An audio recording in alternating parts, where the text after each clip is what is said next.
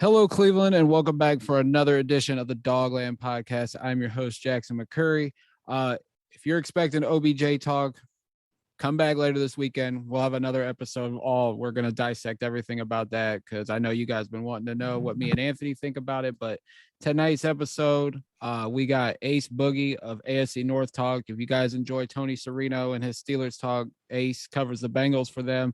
He also is on Orange is the Black Orange podcast. is the New Black Orange is the New podcast. It's Black. the I'm sorry. Cincy Jungle podcast. Yep. Yeah, and you work for Cincy Jungle, so we really appreciate you coming on, Ace, to talk about the Bengals here real quick because there is a game this week. You know, with all the turmoil surrounding the Browns right now, we do have a game, the Battle of Ohio.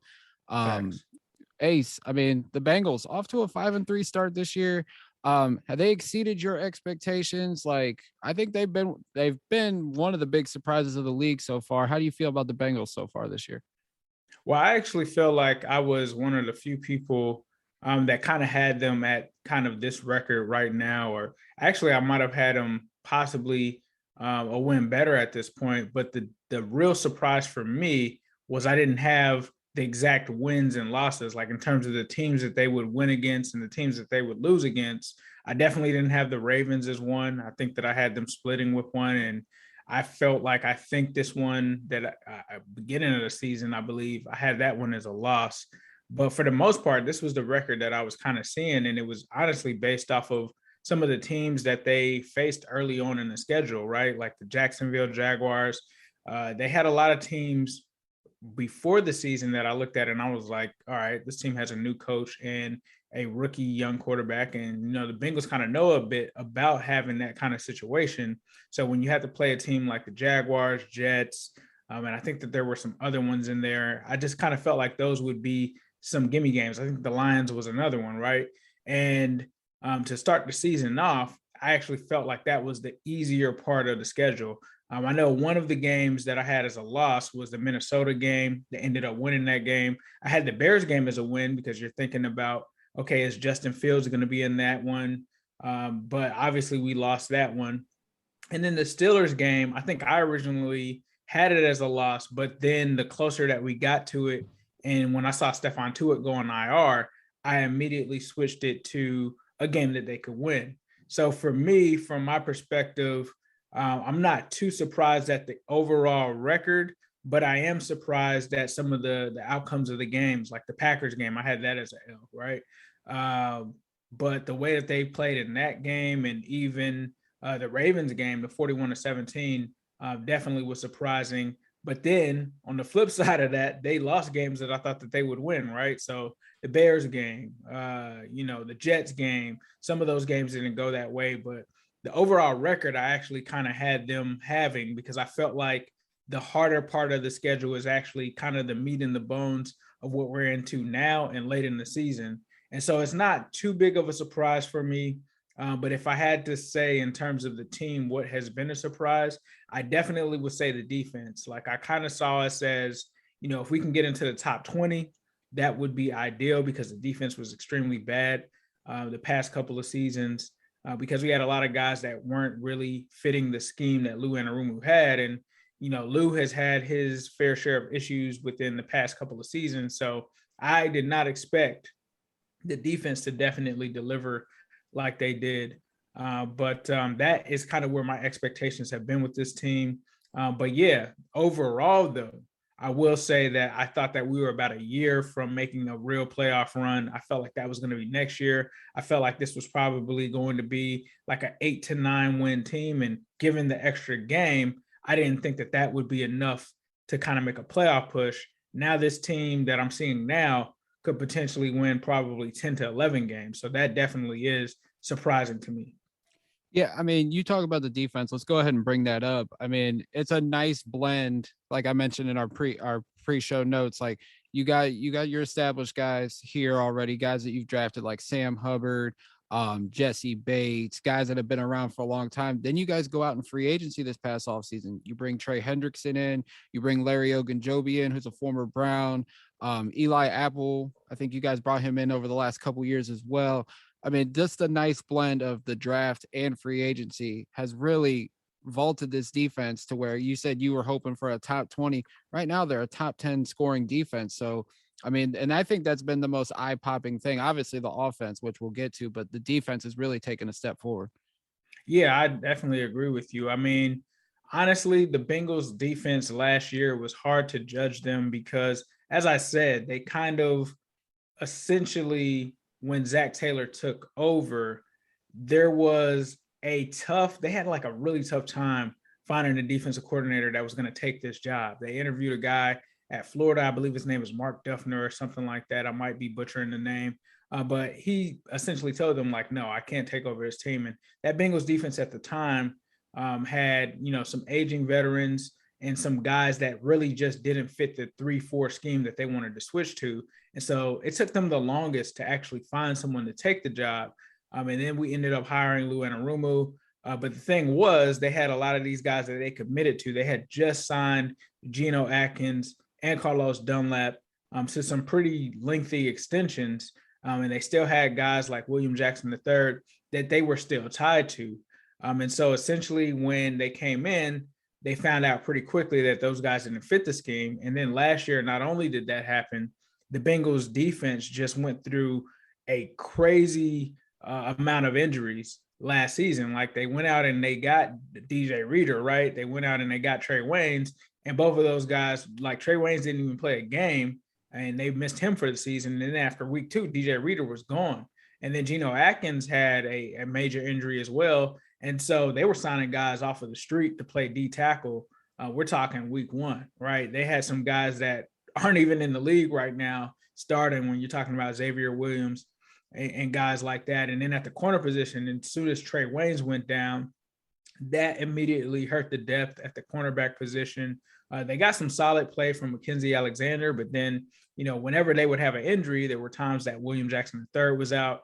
They also had guys that were off of the street. And there were even some games where they had so many lack of corners that teams just went 5 wide because they just knew that they could just have whatever they wanted. And so in the offseason, and you also tie that in with a lack of sacks, right? The 17 sacks in the offseason, the approach that this team took was to make sure that they filled those spots up with as much depth as possible. We had lost Andrew Billings also to you guys.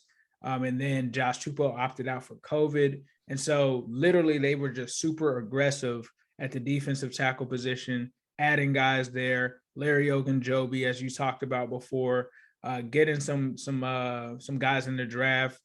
Josh Tupou came back and went out and got Tyler Shelvin. And then they also went out in the secondary and attacked that as well, right? Because they knew that William Jackson was likely going to leave. So they went out and got Chido Beawuzie, who honestly I feel like is one of the top free agent pickups that we've had. I really like the acquisition of Chido there. And then they also went out and got Trey Hendrickson, and they had to do that because they traded Carlos Dunlap. We went out and lost Carl Lawson. And so they had to get someone in there to kind of answer the bell. And so they went out and got Trey Hendrickson. And the funny thing was initially when they got him, a lot of Bengals fans were upset. A lot of people were criticizing Hendrickson, saying that he was a one hit kind of or 1 year wonder. I never believed that because I did this thing where I was looking at the tape and cutting the tape on everybody that they brought in. And I knew from watching his film that he was a legit player. It wasn't just about Cam Jordan. So they fixed that in terms of the defensive interior. And then they went and got the edge. They actually had drafted Joseph Asai, who I was actually curious to see how he would play because that first preseason game going against that Super Bowl champion Buccaneers game, a lot of people forget it, but he actually beat Tristan Wirfs for a sack in that game and just looked like one of the best players on the field. Unfortunately, he goes down with a season-ending injury, I believe in that very game, if I'm not mistaken. So he was another guy that they were expecting to have that they didn't.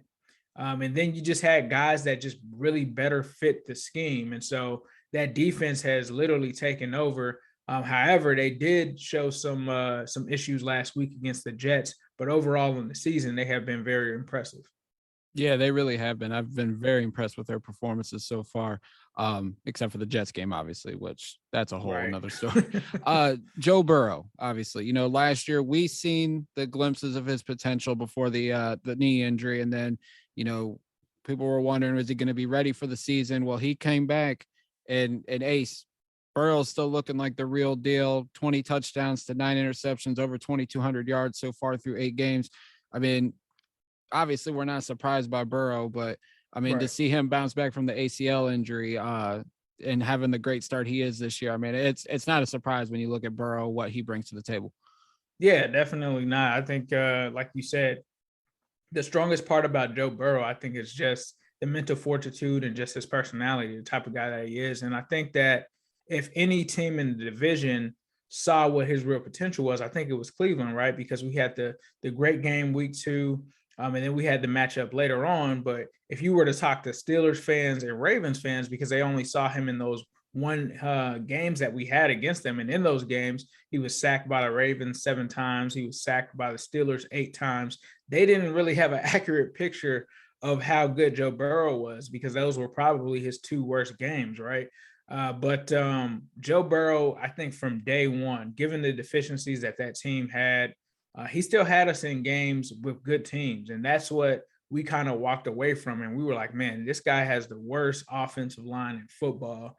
Not much on defense, and he's still keeping us in games, whether it's 3 points, whether it's 7 points. Even if some of those losses that he mounted up, they were still close games. I talked about the Colts game. Like, people forget that we were up 21-0 against the Colts, and that was a playoff team. Obviously, you guys were a playoff team. So there were some good games that he had that people overlooked them. But I thought that, the moxie that he displayed, that we would have no issue with him coming back. And then with him coming back to an even better offensive line, a better defense, and then his boy JaMarr Chase, I just was optimistic that if anyone could kind of do it, it would be Joe Burrow. I couldn't say the same if it was Andy Dalton or even Carson Palmer, because those guys just didn't have that same kind of bravado that Joey B has. And, the day that he showed up, and I think it was in OTAs, people didn't even expect him to be there. He was in pads and out there early. So that just spoke to how special this guy is. And I felt like, this future, kind of the sky's the limit. It almost seemed like a lot of people forgot how good this guy and how special this guy was coming out, right? It's almost like they forgot what happened at LSU. And the Bengals, honestly, we kind of lucked into this guy, because we didn't go out in that season expecting, to perform as bad as we did or end up in the position to have the number 1 pick, right? We hadn't had the number 1 pick since like 2003 with Carson Palmer. So for us to get this guy, it was just kind of crazy that people like kind of forgot that he was having some record-breaking kind of performances throughout his short career, even with it only being 9.5 games. I believe there was one stat where he was like the first young quarterback since like Andrew Luck to have 3 straight consecutive 300-yard games. I think in the Browns game, he set a record for, I think, the most completions and most attempts in that game. So he was definitely entering into some unseen territory that we've seen from rookie quarterbacks. And for him to come in and do what he's done, it's just, we're not really in shock, because it's Joe Burrow. It's the Joe Burrow effect. That quarterback position, as you guys know, with Baker, when you get a guy at that position, it just really changes the outlook of your team. Because week to week, when I look at just teams in general in the NFL, I'm looking at the quarterbacks, because no matter how bad or how deficient a team is, like you look at Aaron Rodgers last week, right, against the Cardinals, they still have Aaron Rodgers. They don't have Devontae Adams. They don't have all of these guys, but that quarterback is the person that can be the equalizer. And that's why I always talk about Andy Dalton all the time. He wasn't one of those guys that could raise the level of a team like the 2020 Bengals, or a team like that could actually compete with some of those better teams. You mentioned Burrow's toughness, and obviously his rookie year, he took a beating. This year, there's been glimpses where he's been taking a beating too. Do you see the offensive line improving, or do you think this is still this is the glaring hole on the Bengals roster, and this is something that the front office is still going to need to address going forward into the future? No, this offensive line is much improved from where it was last year. And, I understand it's not the best offensive line. I wouldn't say that, but I think even if you have an average offensive line with Joe Burrow, that is leaps and bounds better than what you had last year. Bobby Hart, the starting right tackle, he didn't have too bad of a season for Bobby Hart standards. And I'm only saying that because the season before that, he gave up 10 sacks. That was a guy who isn't even on, I believe, an actual roster right now. I think he's only on a practice squad, and he was starting for us last year. You talk about Michael Jordan, another guy that's not really on a roster. And honestly, it's not his fault. He shouldn't have been pushed into that situation. He was more of a developmental guy. But the Bengals, like people outside of Cincinnati, didn't realize the main issue was actually the offensive line coach, Jim Turner, that they had. They kept him for 2 seasons. They really shouldn't have done that. From what I heard, I believe he has some kind of personal connection to Zach Taylor. I don't know if he gave Zach Taylor his first job in coaching or something like that. But Jim Turner was a problem. And I've talked to people that are in the know with some of the linemen, and this guy just essentially didn't know what he was doing. There were a lot of guys that were upset with him, that would argue with him. One of them was Billy Price. He never agreed with him. And Jim Turner had his favorites, and his favorites were essentially people that listened to him. And so you had a guy that wasn't really a good coach, wasn't really teaching proper technique. And if you paid attention to the Bengals, there were a lot of linemen that actually left this team, Cordy Glenn, guys, all kind of guys that requested to be off of the team because they just didn't like Jim Turner. So it really started with firing Jim Turner, getting rid of Bobby Hart, moving on from Michael Jordan, and then they went and brought back Frank Pollock. And Bengals fans knew exactly who Frank Pollock was. It's funny because when Marvin Lewis went out, Frank Pollock had a line that was probably just as bad as the 2020 Bengals line, and he made them average. So Bengals fans knew that he was a good coach and that he could get the best out of this group. And with him coming in, that kind of set the ground floor. Then they bring in Riley Reef. Then they go out in the draft and grab a couple other linemen. And then now Jonah Williams finally has a coach that can teach him the right way. And if you don't know about Frank Pollock, he actually came from that tree. I believe, if I'm not mistaken, it actually was the Callahan offensive line tree, and he was a former offensive line coach for the Cowboys. So he is an actual good and great offensive line coach. And it was just weird when they decided to part ways with him. And I think it was just because he came from Marvin's staff in 2019 when Zach Taylor came in, and they just didn't know each other. But they brought him back, and that's where it started. And so I think that you're going to get an average line. And honestly, even when you look at some of the sacks that were given up this year, a lot of them, probably about 5 or 6 of those sacks, aren't even on the offensive line. Some of them have been from tight ends or from running backs that have struggled with free rushers. And some of them have even been on Joe Burrow himself. So the offensive line is definitely, I would say, much improved. But I would say that they're probably average in the league. And that was one of the things that I said is if they could be in the top 20, that would be way better than where they were at last season. Oh, without question. As we start to wrap things up a little bit, you look at the playmakers on offense. We got Tyler Boyd and T. Higgins, but I think the biggest 2 playmakers on your guys' side of the ball, outside of Joe Mixon, who is still a great back, JaMarr Chase as a rookie this year, on pace for nearly 1,700 yards and double-digit touchdowns. But CJ Uzomah, who's been in your guys' system for a long time. He's going to get mad at you. My apologies, CJ. He's been in the system for a few years now. This year, he's finally broken out. 5 receiving touchdowns, a career high. Talk about JaMarr Chase. Talk about Uzomah. I mean, these are the guys that Cleveland's defense is going to have to key on, I think, going into Sunday for the Battle of Ohio.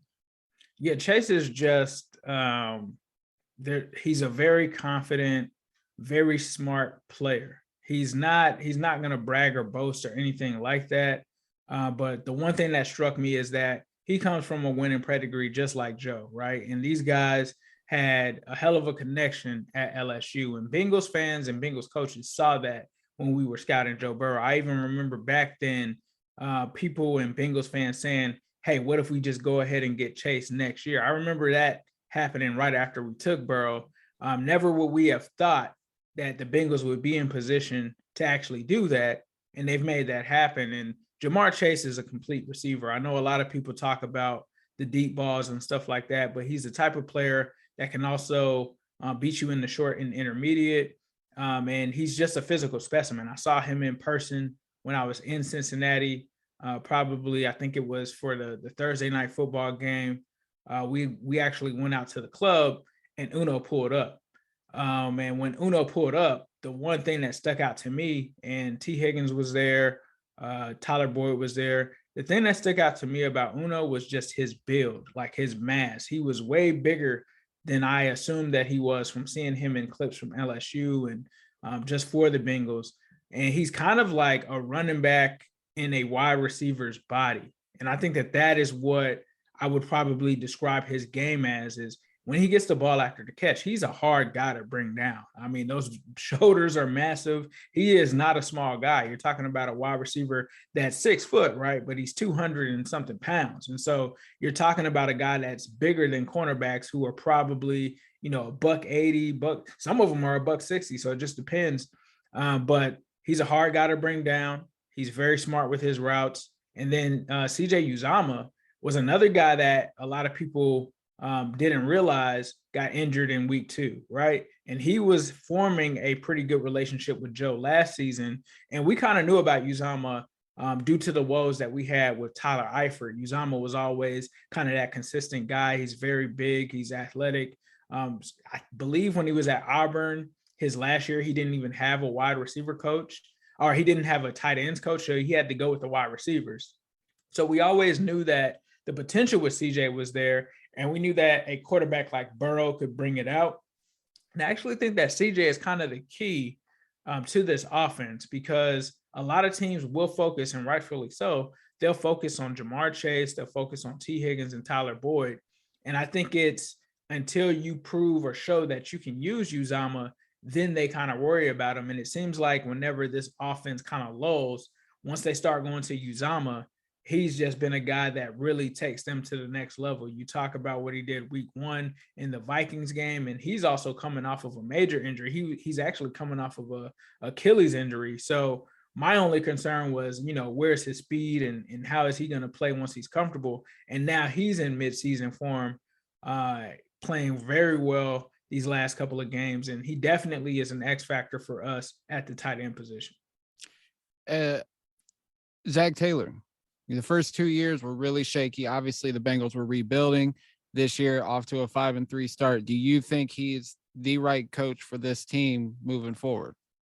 Yeah, and I think initially I criticized Zach, and I think one of the things that I really had to step back and look at is the fact that this was a real rebuild.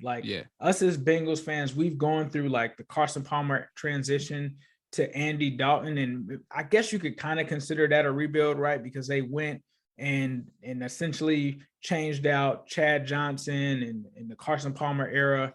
But they really kind of kept the defense. And then they just went and added Andy Dalton and AJ. And then they got pieces after that. But there was no lull for like 3 or 4 years. Everybody expected that, right? That it was going to be like 3 or 4 years that the Bengals would be bad. But they really ended up having success, and Marvin Lewis was still there.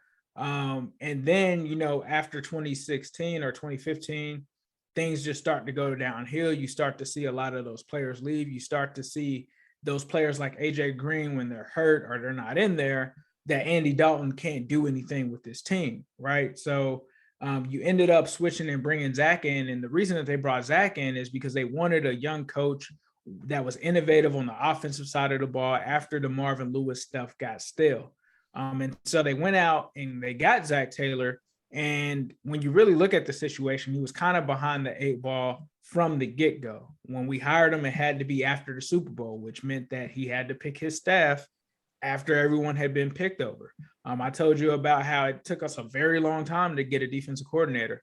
And so at first, he goes out, he doesn't have success. And so I'm like, all right, we're going to give him the benefit of the doubt. And at that time, we were out on Andy Dalton. I remember me and my partner, Zim, being the first people to say, hey, the Bengals should tank. Once we got to week 4, we were like, Andy Dalton's not the guy. And so we gave him the benefit of the doubt there because he needed his quarterback. The next year he gets Burrow. The issue is he doesn't fire the offensive line coach. He doesn't end up improving the line dramatically. He tries to go out and get Jonah Williams, but Jonah Williams gets hurt. And then essentially you have the disaster of him getting Joe Burrow hurt. So then when that happens and you hear a lot of the turmoil in the locker room from some of the Marvin guys coming out and just talking about how unprepared the staff is and things like that, then you're like, all right, yeah, we might have to be out on this guy. Like this isn't going well. But the weird part about it was even after the Carlos Dunlap stuff, even after all of the stuff that we're hearing is going on in the locker room, this team is still continuing to play hard in games, even when Joe Burrow isn't there.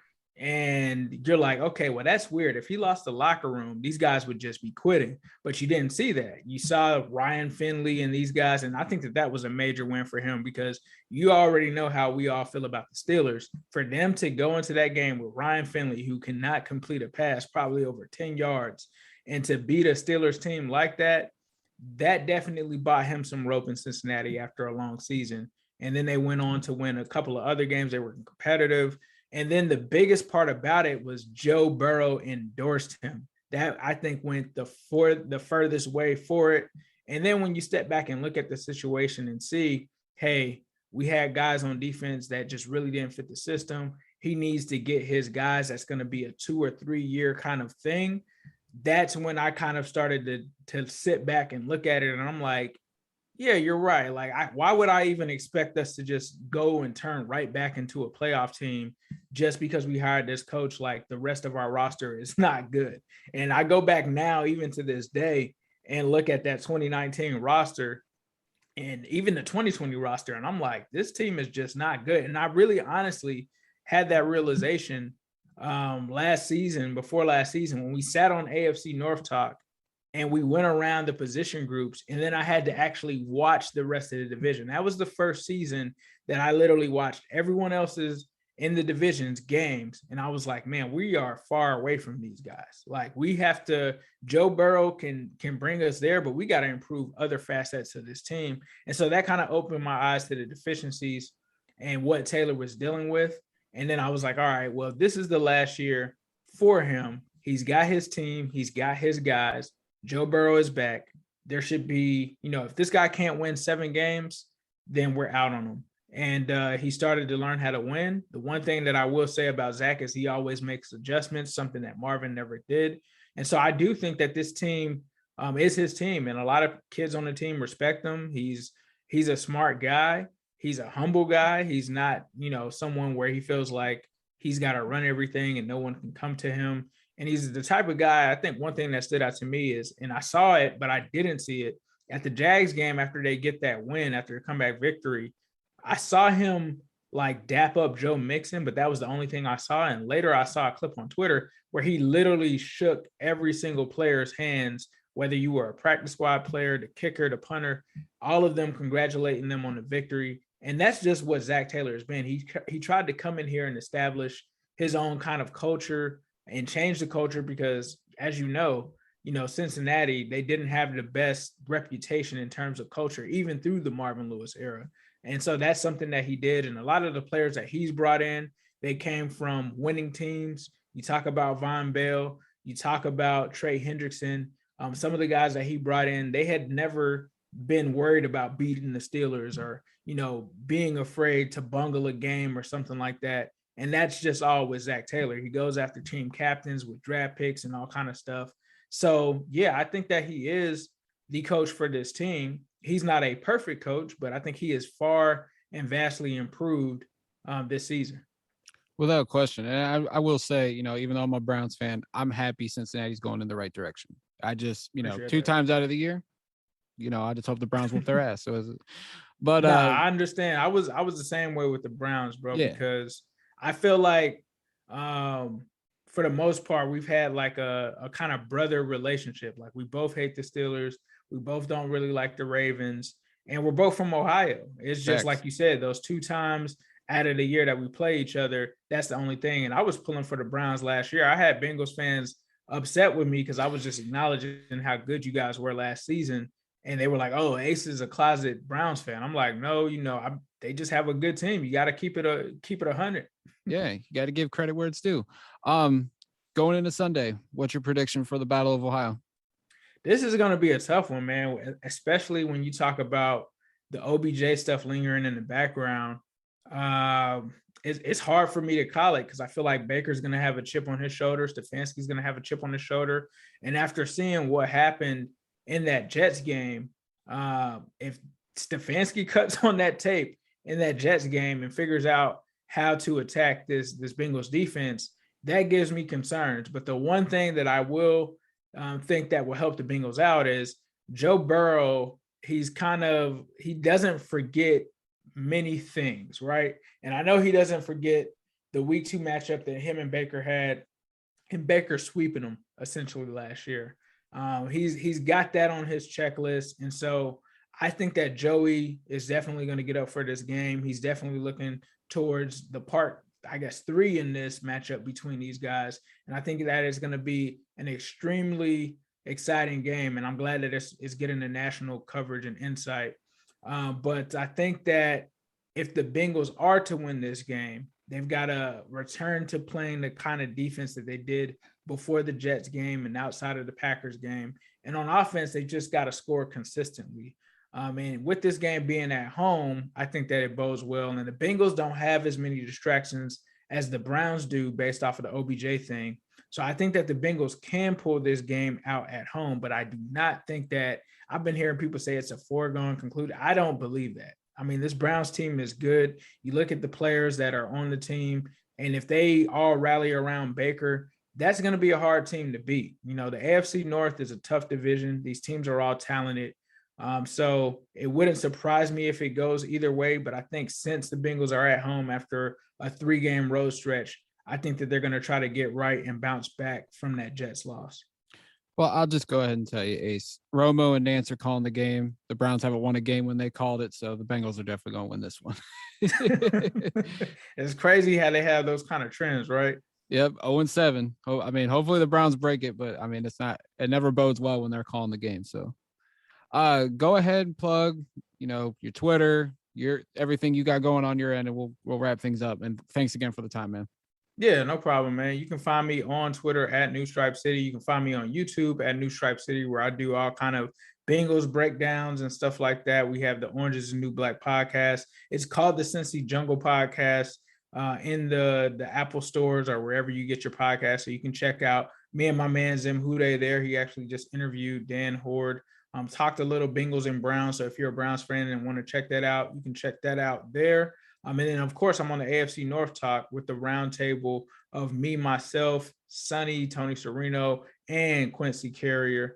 So you can check that out as well. And we're actually going to be doing something live on Friday for our show. And then after the show, Zim, and I think this is the first time I'm saying it, but Zim and Quincy are going to have that showdown that everybody's been waiting for on the channel right after the show. Looking forward to it, man. You guys can follow me on Twitter at JackMcCurry08 and the Dogland at the Dogland.